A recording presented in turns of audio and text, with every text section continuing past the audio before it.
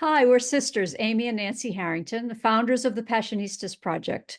We've created an inclusive sisterhood where passion-driven women come to get support, find their purpose, and feel empowered to transform their lives and change the world.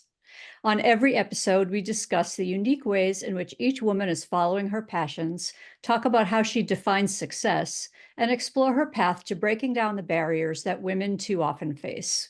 Today, we're talking with Michelle Hawk, an alchemist, shaman, master healer, and spiritual mentor who began practicing shamanism in 2003 at the age of 15. A naturally gifted psychic and intuitive channel, Michelle's work with alchemy, shamanic energies, and multiple certifications as a master healer allow her to offer the deepest level of transformational work. She mentors and trains practitioners in alchemy, shamanism, and the healing arts, and helps people master their intuitive gifts and magical birthright. So please welcome Michelle Hawk. We're so excited to have you here and talk more about this. Thank you so much for inviting me. I'm really happy to be here. Sure. So, of all those amazing things that we talked about in the bio and everything else, what are you most passionate about? I am most passionate about helping. I was going to say people, but it's also not human people. Like helping beings and humanity connect with our own Gaian nature, and connect really coming home to ourselves and to Earth and to this animistic consciousness that is part of shamanism and alchemy, some of my primary modalities. But I see particularly in the modern Western world, there's so many people who are so unhappy and so miserable and feel so alone and afraid and isolated. And I see the remedy for that really as anchoring into the birthright that is our connection to all of life everywhere, and coming home to the earth, putting our hands on the earth, feeling the aliveness in the plants and the animals and the rain and the sunlight.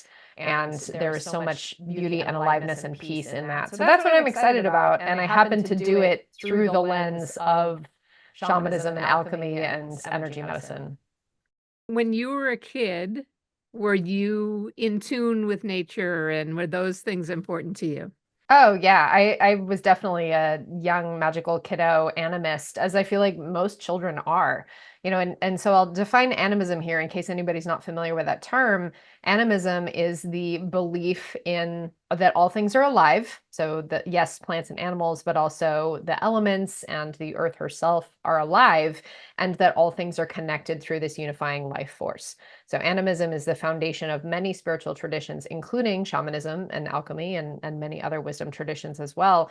And I feel like this is a very common thing for children to say, oh, the rocks have feelings and personalities, and oh, the water is telling me this thing. And that is really the animistic perspective from all things are alive. So I was very much that way. I was much more comfortable around animals and out in nature than I really was around people. I still am, honestly. But and I feel like a lot of people tuning into this can relate of like, oh yeah, being at home in nature.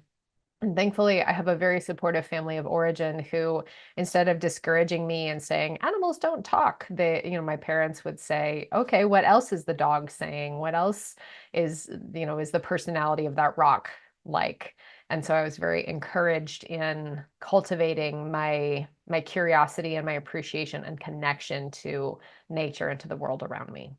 Also, will you describe what shamanism and alchemy are for people who don't know that?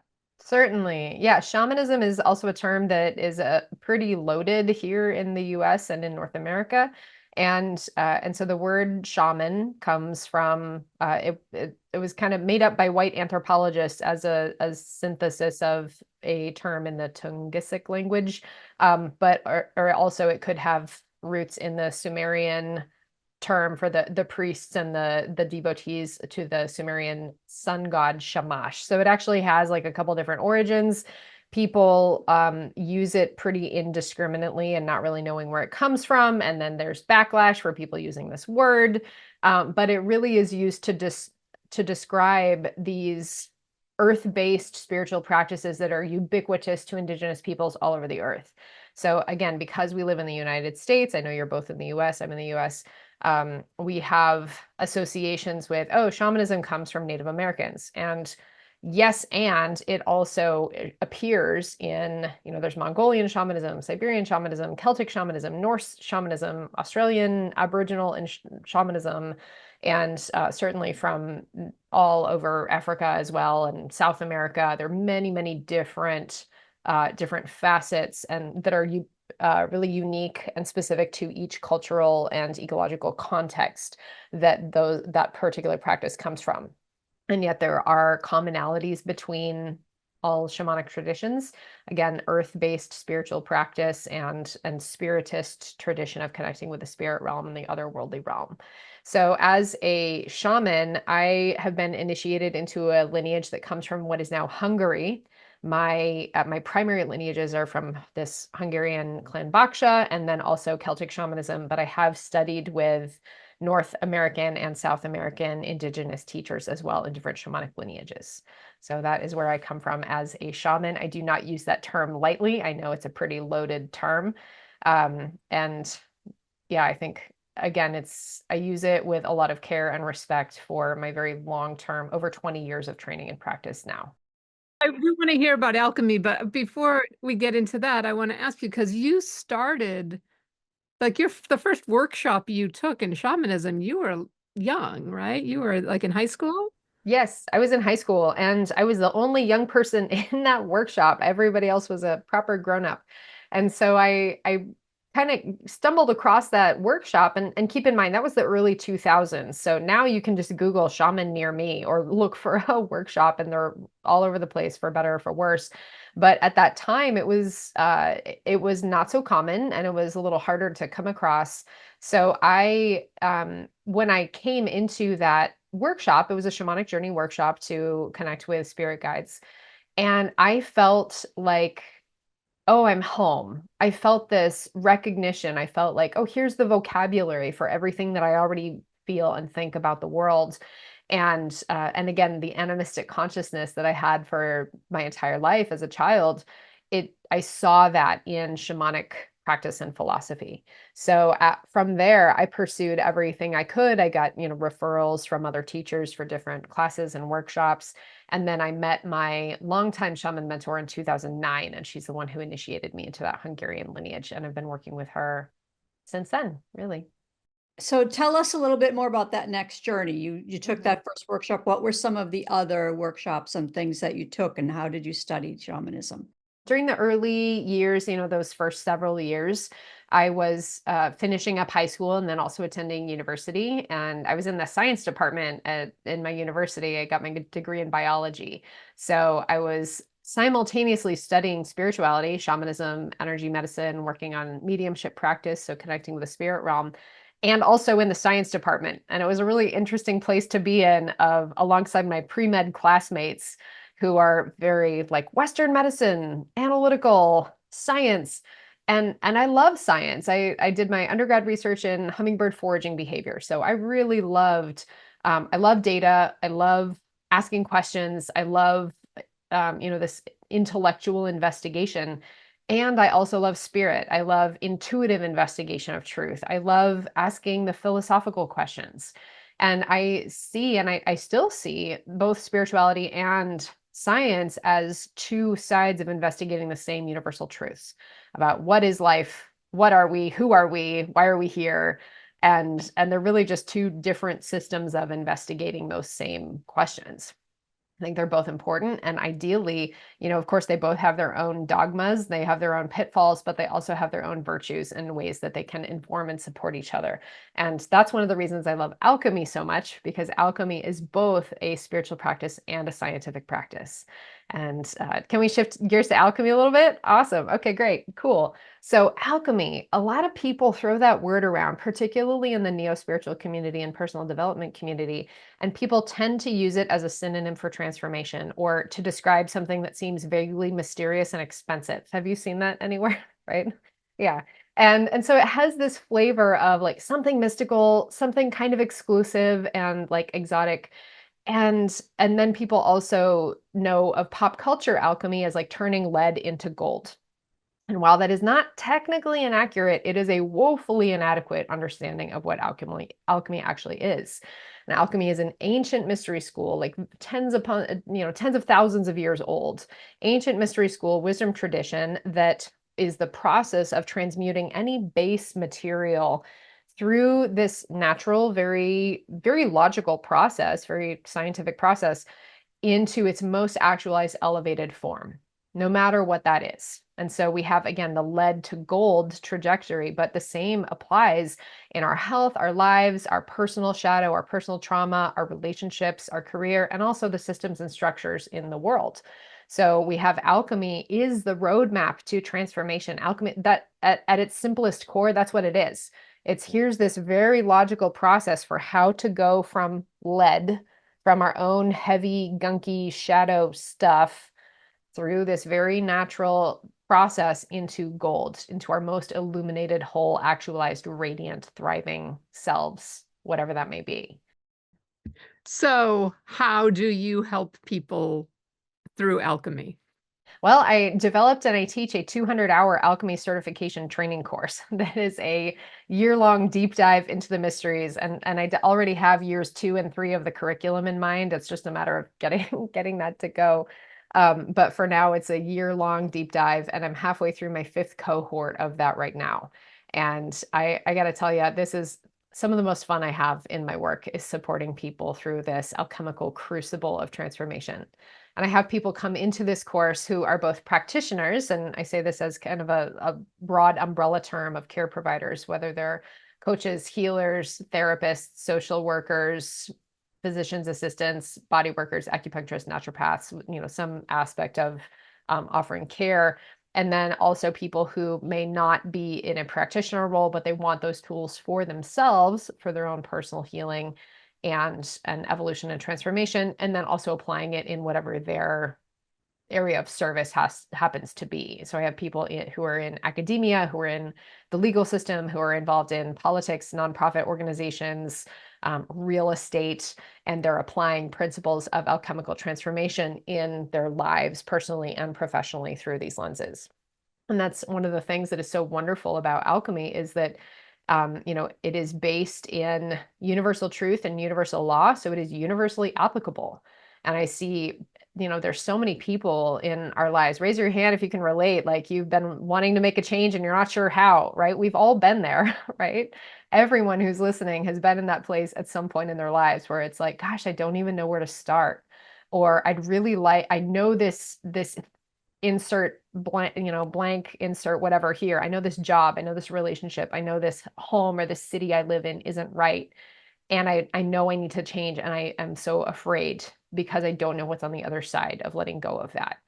And alchemy is the roadmap to how to move through that process, how to collaborate with the forces of change, how to call in these very powerful spiritual forces, and how to organize our own consciousness, our minds, our hearts, our energy, and our choices in such a way as to move through this, this very, very orderly process with as much collaboration as possible, rather than feeling like you're being dragged behind the car that somebody else is driving, because we've all been there too, right? And I like to tell my students, choose change before change chooses you. We know that feeling of the whisper, this isn't right, you need to change something, and then we ignore it and it gets louder. Hey, this isn't right, until it gets so loud it becomes a slap in the face. We've all been there. And does the change have to be the abandonment of something, or can the change be kind of a leveling up of something? You know what I mean? Opening yourself up to transforming the experience into something greater than maybe you originally envisioned it to be. Any transformation actually involves both of those parts, because even in the way that you're describing as an up level or stepping into something new, something does have to die. Some part of ourselves, of that old identity structure, does actually have to be let go. So even in the shiny, imagine, like, let's pick a pretty common rite of passage initiation of, like, somebody's graduating from school, or you purchase a home. I don't know about in this economy, less and less so, or you get married, or whatever one might see as a positive shift. There's still some version of your old self that dies through these positive shifts. And it's not anything that is bad or wrong. It's simply a natural part of the transformation. And so the process of alchemy teaches us, again, what those stages are. There's 7 stages of alchemy, and there's a very logical way that we move through them, and how to embrace them and how to make sure that we work with them fully so that we don't have old stuck energy that we're still hanging on to from a past version of ourselves or an old identity that isn't serving us anymore. So then we can fully step into these new, more thriving versions of ourselves. So what are the nuts and bolts of it? Like if someone works with you, what does a session look like? Well, I very rarely offer just one-off sessions. Usually it's in the form of longer term mentorship, because these are deep dive mysteries. As I mentioned, the alchemy course that I developed is a 200-hour certification training, so it's a year long. And I know that that's not for everybody. So I do have other options for how people can step into work with me, whether it's a one-on-one mentorship, whether you're tuning into some of the smaller course series that I offer. So for all of you who are curious about this, please do check out my website. It's my name, michellehawk.com. That's Michelle with 2 L's, hawk like the bird.com. And I have a free guide to the stages of alchemy also on my website that you can download if you'd like to learn more and figure out where you might be stuck in the cycle of transformation or blocked in the cycle of transformation, and then how to apply alchemy to move through that. So again, I have this deep dive course that is really, again, I have practitioners take that. I have people who are not practitioners take that. And it is so powerful. Like through this course, I have watched people go through massive transformation in their lives. And sometimes it's I'll be totally honest here. Sometimes it's the transformation that people were actually signing up for. Sometimes it's not. Because here's the thing is when we invite in and when we step into these very powerful crucibles, we might get confronted with things that perhaps we've been holding on to and we knew weren't right. And then when we invite in transformation, it might feel a little bit challenging. But ultimately we do trust. And I've been through those initiations myself. I wrote an article not all that long ago about how my worst breakup was an alchemical initiation. And I'm able to kind of laugh about it now, but at the time it was savage. It was really, really hard. But I learned so much from that, and working with alchemy really helped me to move through that process in a good way, and then to learn those lessons very well. So hopefully I never do that again. This is how transformation works. That's all it is.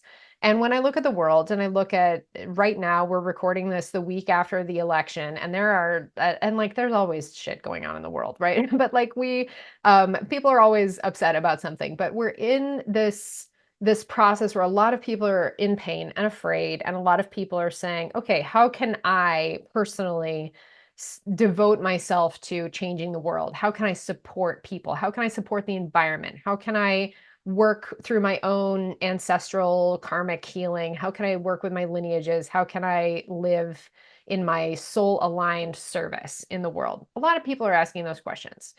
And alchemy is really, again, it's that process of how do we move from this base material to this elevated form, personally, collectively, planetarily.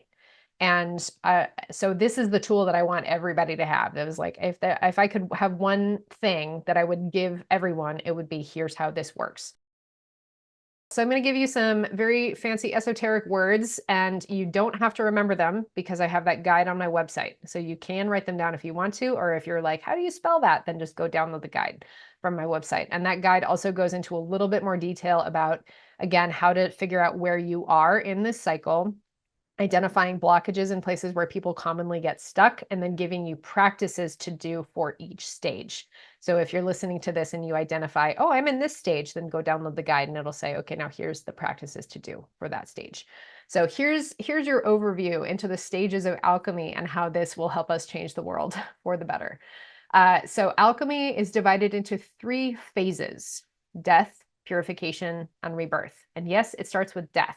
So Amy, you asked that question about, okay, well, is transformation just about letting something go, or can it be about growing into something new? And it's always going to be both, because we have to let go of something first. We let go of either the old version of ourselves or some shadow thing. We move through this process of purification, and then there is this rebirth process. So it's always going to include both of those pieces. And yes, it starts with death. So a lot of people, when I ask them, how do you think transformation works? Or how, if you want to transform your life, how would you start? They usually say something about, oh, I think about where I want to go, and maybe I'll make a list of my habits or my structures and what I want, and I'll make a vision board. And that has a place in alchemy, but it's not first. That comes like about halfway through. So where we begin is in the stage called calcination. Now this means to take down to the bone. Like you look at the root of the word calcination, it's like calcium or calcify. So this means this is the loss and death of physical structures. This is stuff burning down. This is going through a breakup, losing a loved one, losing your job, quitting your job, moving to a new place, selling your house, going through a health crisis.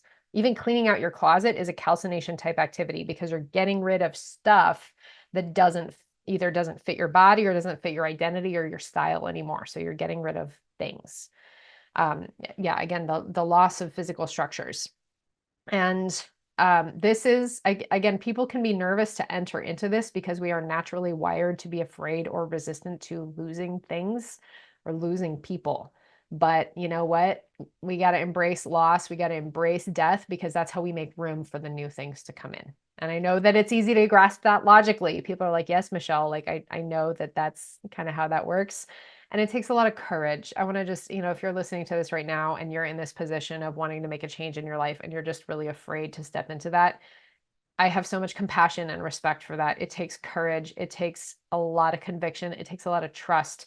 And this is the promise of alchemy. This is why I want everyone to have this, because for everyone out there who's afraid to step into it, know that rebirth is always on the other side. Just like here in the Northern Hemisphere, we're shifting into winter, the leaves are dropping, the days are getting shorter. We know spring is going to come again. So I promise that if you let something go, it will make room for something else to come in. So we begin with loss. And then stage 2 is called dissolution.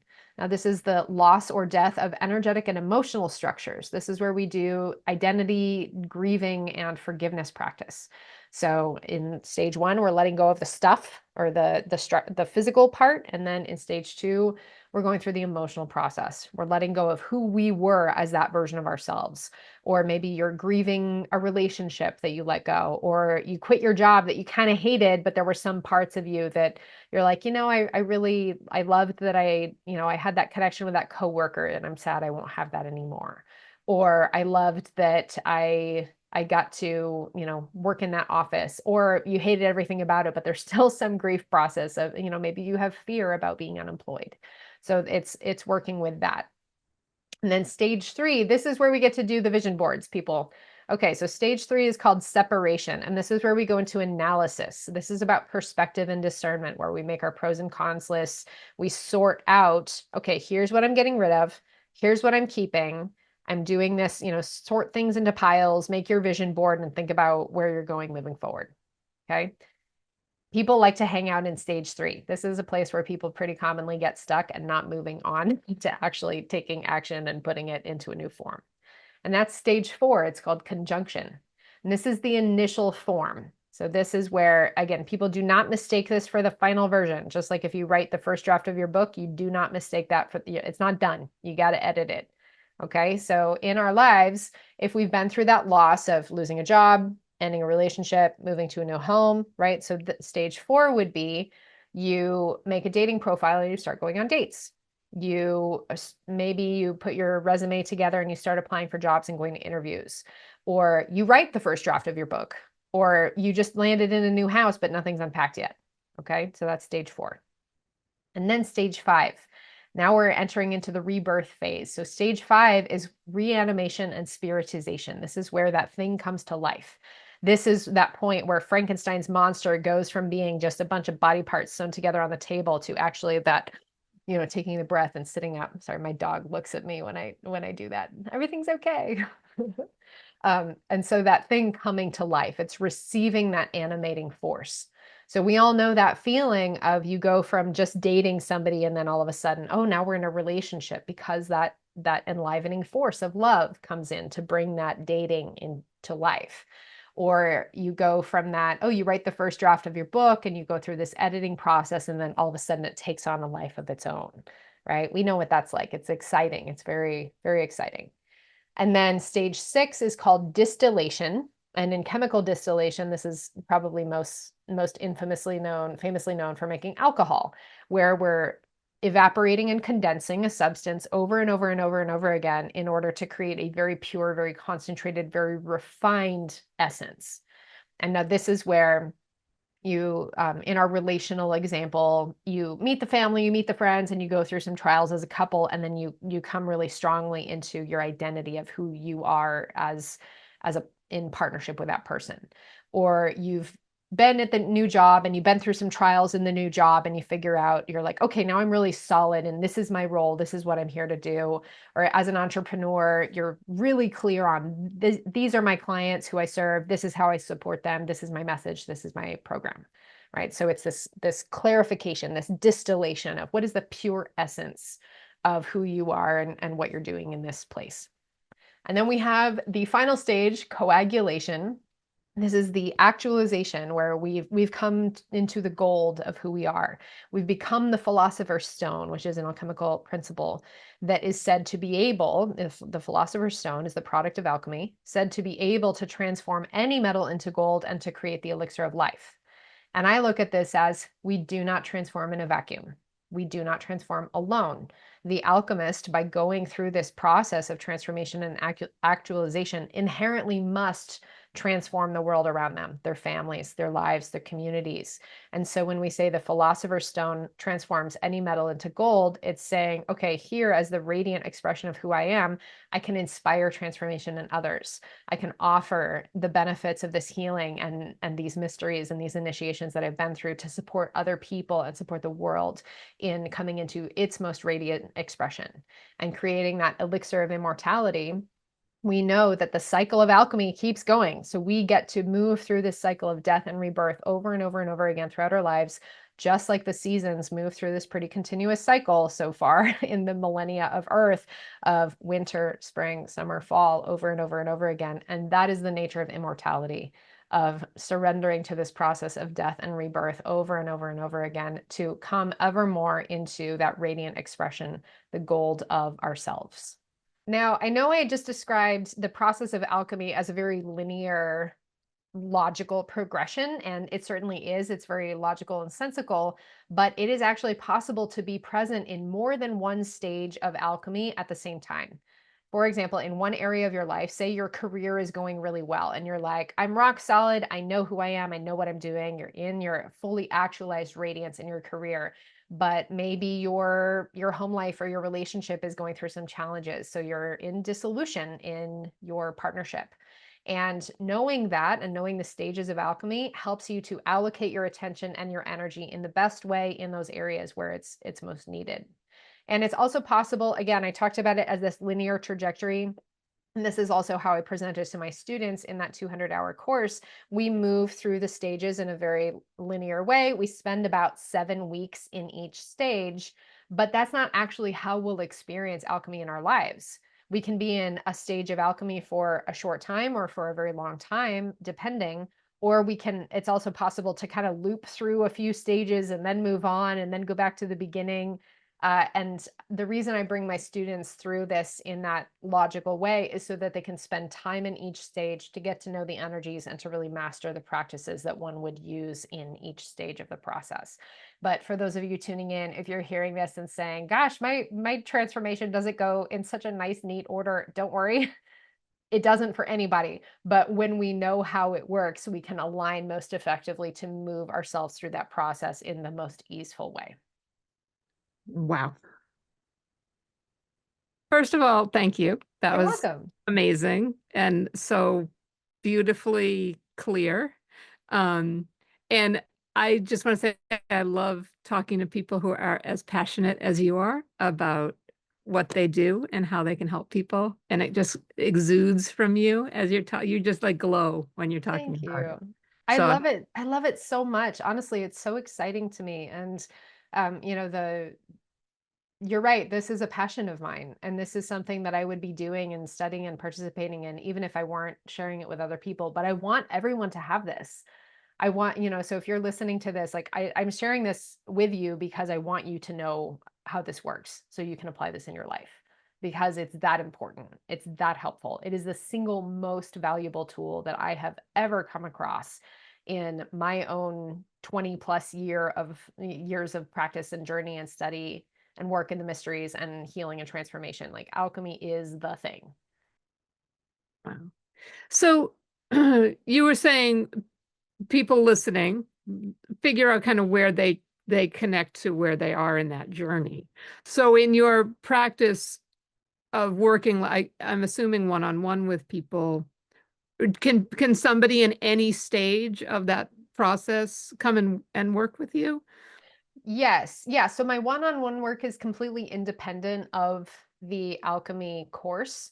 So if someone wants to come study and work in this course that I've created, you need to come into the cohort, and that's it's moving through curriculum, and it includes retreats and also one-on-one with me, but it's curriculum based because you're going through this course. But if somebody is like, yeah, Michelle, I need help now. Like, yeah, come talk to me, book a session. Well, and yes, no matter where you are in this journey of transformation, if it's the right fit for me to help you, I got you covered. And that my one-on-one work is drawing not only from my tools and practices of alchemy, but also my shamanic training as well, and my many different certifications. My list of certifications is like pages long. It's super long. And so I'm a multi-lineage practitioner, and I'm bringing all the best tools of everything I've ever studied to support my people. It's one thing to practice something yourself, and it's another thing to start a practice that welcomes other people and instructs other people. So Mhm. what was it in you that made you decide that you wanted to share this talent you have with other people and help them through their transformations? I never wanted to be a teacher. So I've been through many different iterations in my practice and my business.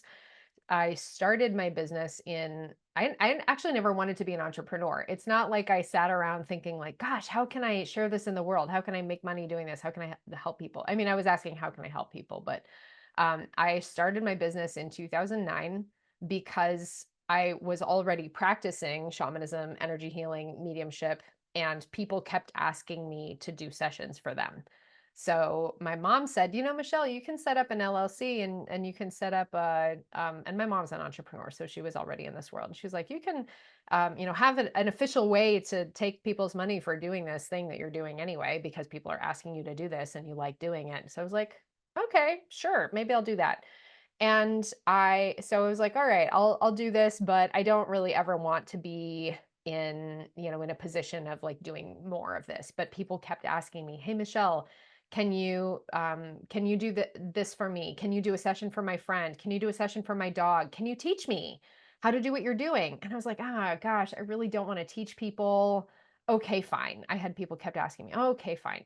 But but it was always a like, okay, fine, I'll do that, but I don't want to do this next thing. But then people would ask me to do that next thing. And so then I just ended up continuing to follow where people were asking me to go. And so as a result, my practice grew and I got referrals and I had people showing up my classes. I made classes by request and then people came. And then eventually I realized like, wow, okay, this is a thing that people want, and it's a thing that I really enjoy, and I can just get over myself about my resistances about it and step into my own my own growth edges. Now also I've been an entrepreneur for 15 years now. And now here we are talking on camera. I've got, my whole setup situation. And I used to be so uncomfortable speaking in front of people. I used to be so like literally shaking to either be on camera or be in front of a group of people and ask people to go through an exercise. And it was very challenging for me to step into that. But I did because I recognized here are these passions that I have. It was all rooted in my own passion. It was rooted in my love and my care for what I was doing, my love for these practices, my love for shamanic work, my love for the mysteries. And I recognized, oh, people are hungry for that. People are really deeply hungry to feel connected to something bigger than themselves. People are hungry to connect with the earth. People are hungry for transformation that feels aligned and healthy. People are hungry and desperate for the kind of presence that comes from devoting oneself to these practices. So yes, I want them to have that. I want them to have these tools. So it was really just getting out of my own way and my own discomfort of being in that teacher role to be able to surrender and share this with the people who really want it. And now I'm much more comfortable being on camera. I'm very comfortable now being in front of groups of people, but this isn't really ever where I wanted to be. I never wanted to be in, on a platform in the spotlight. I only ever wanted to be out in the forest with my dog. And I still do that, but now in sharing this and in, developing this curriculum and developing all these healing modalities and sharing this work as widely as I am, it's because I love life and I want to support life. I want to support people who want to love their lives. I want to support the world and the earth because I love the earth, and I feel that heart-centeredness and that higher service beckoning people all over the world, and I love that, and I want to support that. That's why I'm here, and that's why I stepped into my practice. You mentioned something in the middle of all that that I want to go back to, which is this isn't just about humans. You also work with animals. So tell us about your work doing readings for animals, because I think that's fascinating. Oh, absolutely. Yeah, that's how I began my practice actually, is in animal communication and healing work. So again, as a magical kiddo who loves nature, I never had any interest in working with humans at all. And so I started my business again primarily for animals. So I still do that by request only. I don't or actually, I mean, I do have a separate website for that and I don't really advertise it. It's really just by referral. So, I mean, but people, if you're tuning into this and listening in, like, sure, you can contact me and I'll send you to my animal website. But the majority of the work I do now is with people. But with animals, we have these beautiful, beautiful animals that live in our homes and that we love so much. They have their own life path and purpose. They have their own healing journey. They have their own thoughts and feelings and desires and their own soul evolution. And I have so much respect for the non-human experience of being in this earth, and I am very committed to supporting my non-human relations and supporting my human relations who love them. So that's the animal part of what I do. Can I ask how that works? Because I too am fascinated by that. Sure. I mean, it works just the same as any other intuitive practice. All intuitive practices, mediumship practices, and psychic work is related, and it's tuning into the same kind of thing. Generally, people have a little stronger connection to one area than another. So, for example, like I'm really great at working with animals.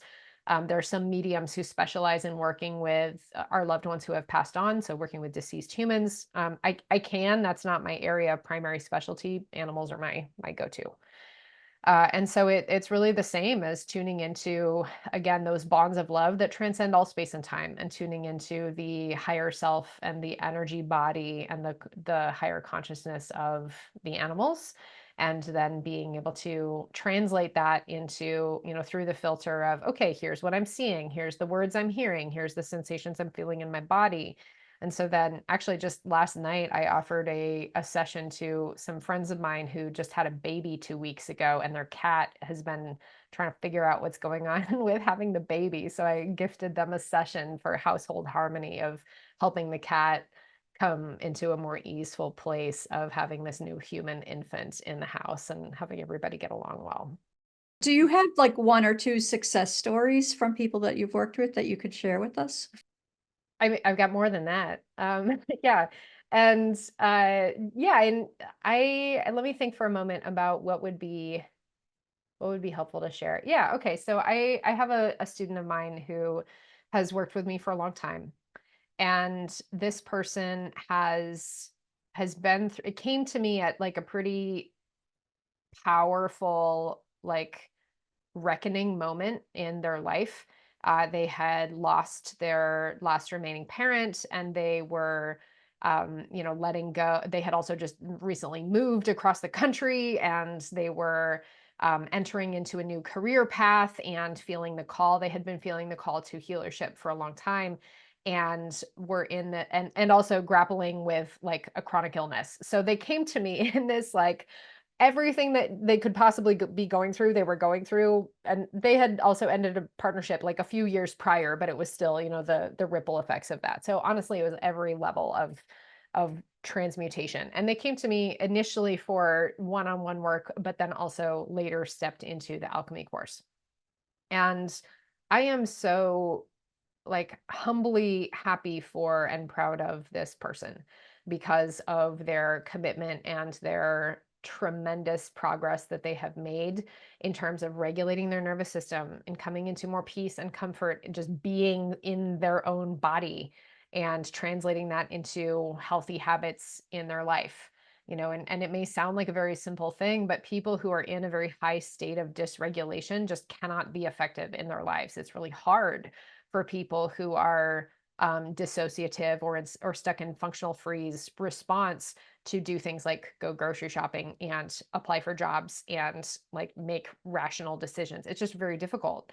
And so people and this person in particular made ridiculous progress and changes in terms of being able to be present in their life, move through this career transition in a really powerful way, graduate from a different training that they were doing when they initially came to me, and then stepped into alchemy, and then translate that into effectively launching this new career moving forward, all while processing ancestral trauma and the loss of their parent, and finalizing cleaning up this chronic health condition. Like honestly, I'm just so impressed with this person and the work that they've done. So that's a really good one that comes to mind. Thank God they found you. Yeah. Yeah. Yeah. Mhm. So remind everybody once again how they can contact you and work with you. Absolutely. And please do, if you're tuning into this and you're like, gosh, that sounds cool. Yes, drop me a line. My name is Michelle Hawk, like the bird. And you can find me through my website, michellehawk.com. That's Michelle with 2 L's and Hawk like the bird.com. And again, on my website, you can download that free guide to the stages of alchemy that I talked about. So it goes even more in depth than I gave here. And when you sign up when you put your email in to download the guide, you will get signed up for my email list. So if you want to hear what I have to say, I send out a lot of very cool articles related to energy healing, shamanism, alchemy, and also just my own personal experiences of being in the world as a mystical human. So there's a lot of good stuff in there. I also have my own podcast called Shaman Sister Sessions. So that's very deep dive into the mysteries and working with energy healing, mediumship, different spiritual technologies. So if that calls to you, you can go check that out. It's on YouTube and all the podcast platforms. And again, if you are interested or called to that 200-hour alchemy certification training, I'm currently taking applications for next year's cohort that begins in March. So please do reach out to me. And if you're like, wow, that sounds cool, and I'm not sure if I'm ready for that, book a call with me and we'll either decide if that's the right fit for you, or help you get prepared if you need some help to get ready for that course. Or if you're like, no, not alchemy, but I still want your help, then yeah, reach out to me and I got you covered. And I'll add too that Michelle's podcast is in the Passionistas podcast network in the Passion. Oh yeah, that's right. Yeah. Thank you. Yeah. Awesome. Yeah. So one last two-part question for you. Mhm. What's your dream for yourself and what's your dream for women? I am well on my way to living my dream for myself right now, so I'm very happy about that. I currently I live in the forest with my partner and my dog on 5 acres in the Pacific Northwest, and I'm very, very happy to be here. And I support clients and host retreats at my house, which that has been a long time dream of mine.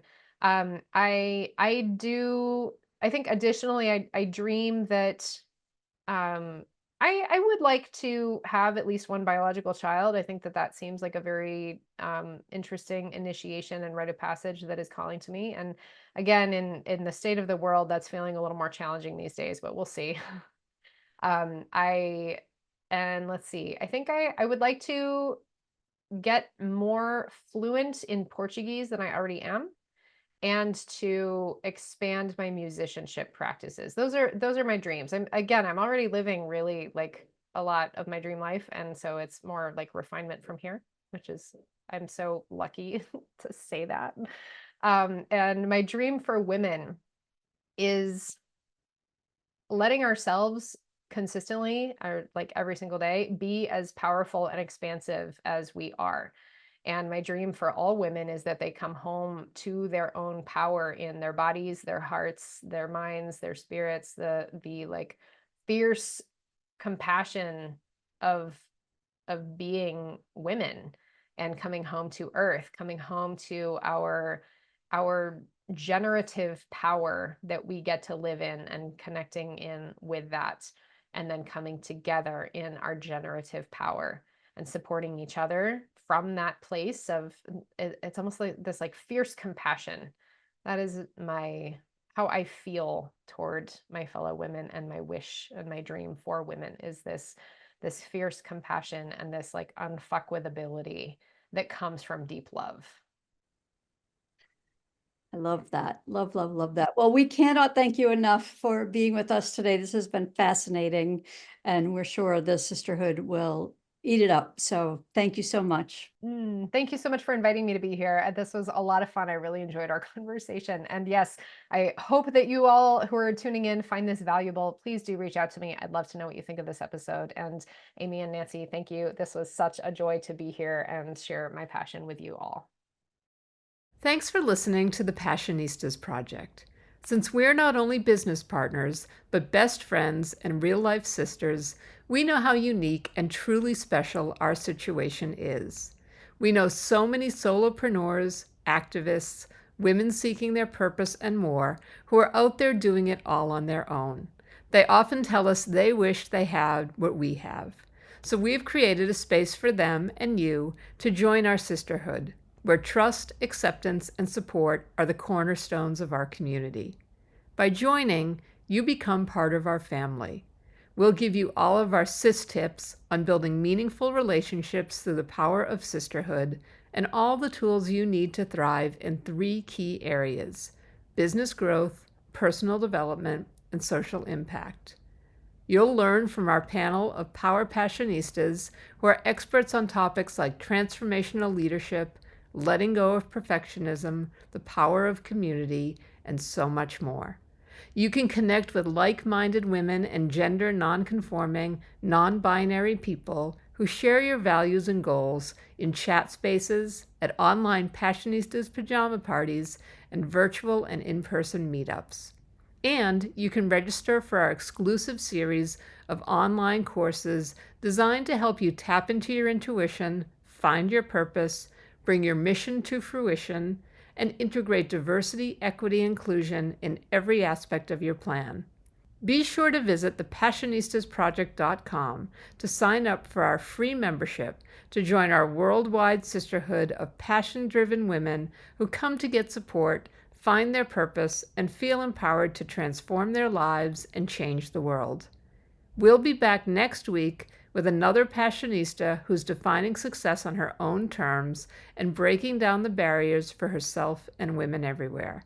Until then, stay passionate.